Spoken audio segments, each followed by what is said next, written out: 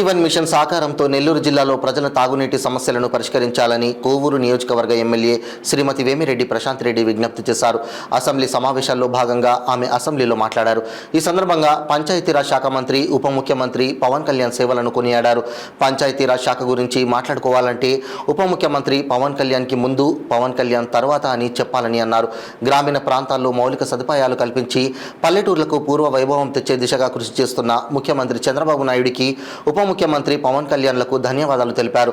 అలాగే కోవూరు నియోజకవర్గంలో జల్ జీవన్ మిషన్ ద్వారా మంజూరైన తాగునీటి పథకాలకు రీటెండర్లను నిర్వహించి సత్వరమే పనులు చేపట్టేలా చొరవ చూపాలని కోరారు. కోవూరు నియోజకవర్గ పరిధిలోని కనిగిరి రిజర్వాయర్ సమీపంలో వవ్వేరు గ్రామం వద్ద 6 గ్రామాలకు తాగునీరు అందించడం కోసం 9 కోట్ల వ్యయంతో నిర్మించిన పైలట్ ప్రాజెక్టు వాటర్ స్కీమ్ నిర్మాణం పూర్తయినా ఇంకా వినియోగంలోకి రాకపోవడాన్ని ప్రస్తావించారు. జరుగుతున్న జాప్యానికి కారణాలు తెలియజేయాలని కోరారు. ధన్యవాదాలు అధ్యక్ష.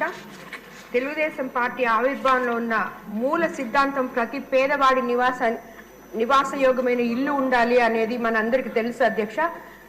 గత ప్రభుత్వంలో ఇది అస్సలు ఎవరికి కూడా అందుబాటులో లేకుండా ప్రతి ఒక్క ఏ పేద కాలనీకి వెళ్ళినా, ఎస్టీ ఎస్సీ కాలనీస్కి వెళ్తే వాళ్ళు ఇల్లు లేక ఎవరం మనం అడిగిన ఇవి అప్పుడు తెలుగుదేశం ప్రభుత్వంలో కట్టించిన ఇళ్ళమ్మా, ఇప్పటి వరకు మాకు మళ్ళీ ఇది లేదు, మా కుటుంబాలు పెరిగిపోయాయి, మాకు ఇంకా కొంచెం ఒక్కొక్క దాంట్లో 10 మంది అట్లుంటున్నాము అని చెప్పి ప్రతి ఒక్కరూ అడుగుతున్నారు అధ్యక్ష. అదేవిధంగా వాళ్ళు కాలువలు లేక ఆ ఇల్లు మునిగి మోకాళ్ళలోతు నీళ్ళల్లో మునిగిపోతున్నాయి అధ్యక్ష.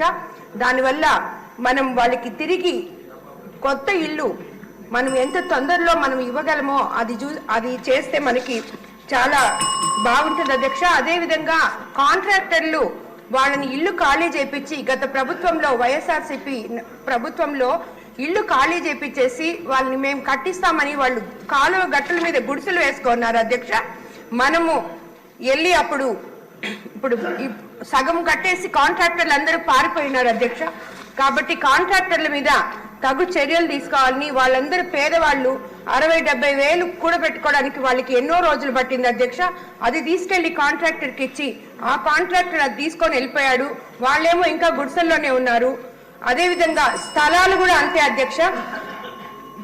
ఎగ్జాంపుల్ బుచ్చిరెడ్డిపాలెంలో 22,300 ఇళ్ల ప్లాట్లు ఇస్తే అందులో 900 ప్లాట్లకి ఇప్పటి వరకు కూడా లెక్కలేదు అధ్యక్ష. ఎవరికి ఇచ్చారో, ఏ నాయకుడు తీసుకున్నాడో కూడా ఈ రోజుకి లెక్కలేదు అధ్యక్ష. ఇవన్నీ కూడా మంత్రి గారు తగు చర్యలు తీసుకోవాలని చెప్పి కోరుకున్నాం అధ్యక్ష.